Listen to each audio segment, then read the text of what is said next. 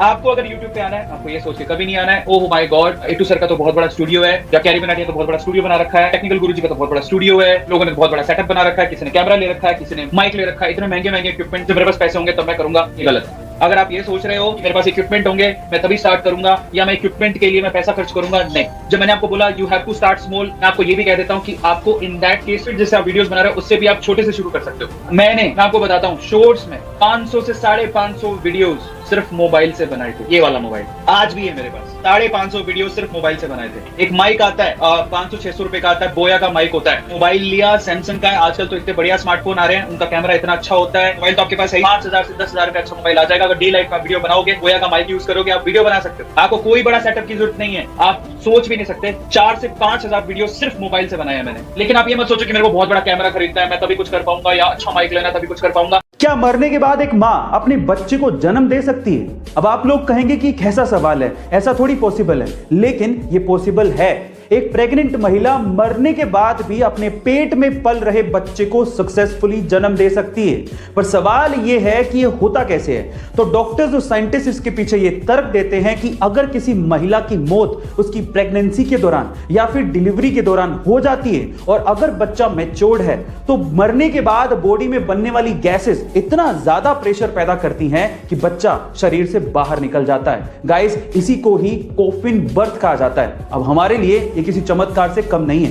क्या आप इसके पहले तक कॉफिन बर्थ के बारे में जानते थे? कमेंट सेक्शन में जरूर लिखिएगा। किंग ऑफ पॉप के नाम से मशहूर माइकल जैक्सन के डांस और उनके सॉन्ग्स के दीवाने पूरी दुनिया में थे, लेकिन माइकल जैक्सन की एक और चीज थी जो कि उनके फैंस के बीच में काफी मशहूर थी, और वो थी उनके काले घने बाल। लेकिन उनकी मौत के 10 साल बाद आई उनकी ऑटोप्सी रिपोर्ट में जो खुलासा हुआ वो आप लोगों को चौंका देगा।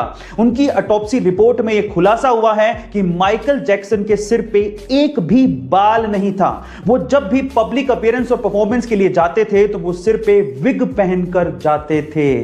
गाइस, ये चकाचौंध भरी दुनिया अंदर से कितनी काली और गहरी है ये कोई नहीं जानता। क्या इसके पहले तक माइकल जैक्सन का ये राज आप जानते थे? कमेंट सेक्शन में जरूर लिखिएगा। अभी हाल ही में जब हैदराबाद में भयंकर बारिश हो रही थी तो वहां पर आईटी सेक्टर में काम करने वाले रोबिन मुकेश को चाय की तलब हुई, क्योंकि उनका ऑफिस शुरू होने वाला था। इसीलिए अपनी चाय की तलब को मिटाने के लिए उन्होंने जोमेटो पर चाय ऑर्डर कर दी। लेकिन उसके बाद जो हुआ वो हैरान कर देने वाला था। गाइस, इतनी बारिश में महज 15 मिनट के अंदर मोहम्मद अकील नाम का एक डिलीवरी बॉय चाय लेकर पहुंच गया। जब रोबिन ने अकील को देखा तो वो पूरी तरह से भीगा हुआ था। इतनी मेहनत देख के रोबिन ने अकील के लिए फंड रेज करना शुरू किया और देखते ही देखते 73,000 रुपया इकट्ठा हो गया, जिसमें से 30,000 रुपया एक अमेरिकी महिला ने डोनेट किया था। गाइस, अब इतनी मेहनत अगर कोई करेगा तो ये इनाम तो बनता ही है। हमें भी इन डिलीवरी बॉयज की हमेशा रिस्पेक्ट करनी चाहिए जो कि बिना मौसम देखे आपके पेट की भूख मिटाते हैं। गाइस, आपको ये जान के कैसा लगा कमेंट सेक्शन में जरूर लिखेगा। क्या आपने अपनी जिंदगी में कभी किसी सांप को चीखते या चिल्लाते देखा है? शायद कभी नहीं देखा होगा, लेकिन सोशल मीडिया पे तेलंगाना के करीमनगर जिले के रामाडुग्गू इलाके का एक वीडियो वायरल हो रहा है जिसमें एक सांप चीखता और चिल्लाता दिखाई दे रहा है। पर क्या यह वीडियो सच है? अब इसी का पता लगाने के लिए स्थानीय पुलिस ने जब जांच पड़ताल शुरू की तो मामला गड़बड़ाते देख वहां के एक शख्स ने सरेंडर कर दिया और कहा कि उसने ये वीडियो एक ऐप से डाउनलोड किया था और फिर उसके बाद अपनी आवाज देके उसे एडिट किया, लोगों के साथ शेयर किया और झूठी कहानी भी बनाई। उसके बाद ही पुलिस ने उसे पकड़ा, उसकी काउंसलिंग की और अगली बार ऐसा करने पर कार्रवाई करने की चेतावनी भी दी। अगर आप भी ऐसा कोई फेक वीडियो बनाने का सोच रहे हैं तो प्लीज इससे बचिए, क्योंकि बेवजह आप मुसीबत में पड़ सकते हैं। 2006 से पहले इंटरनेट को यूज करने के लिए माइक्रोसॉफ्ट के इंटरनेट एक्सप्लोरर को इस्तेमाल किया जाता था और तब गूगल का search engine by default set होता था। लेकिन 18 अक्टूबर 2006 को माइक्रोसॉफ्ट ने गूगल को लगभग बर्बाद ही कर दिया था जब उसने गूगल सर्च इंजन को बाय डिफॉल्ट से हटाकर अपने सर्च इंजन बींग को यूज करना शुरू कर दिया था।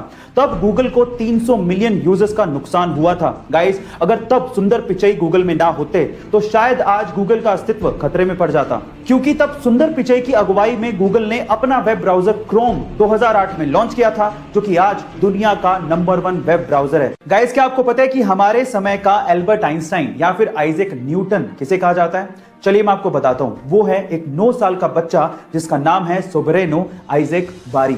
जब ये बच्चा सिर्फ 6 महीने का था तब इसने बोलना शुरू कर दिया था। जब ये 2 साल का था तब ये फिजिक्स, केमिस्ट्री और मैथमेटिक्स की प्रॉब्लम सोल्व किया करता था। और आज जब ये सिर्फ 9 साल का है तब ये दुनिया का सबसे यंगेस्ट प्रोफेसर है, जो कि दुनिया की बहुत सी यूनिवर्सिटीज में फिजिक्स के लेक्चर लिया करता है। इसने खुद ने एक बुक भी लिखी है जिसका नाम है द लव।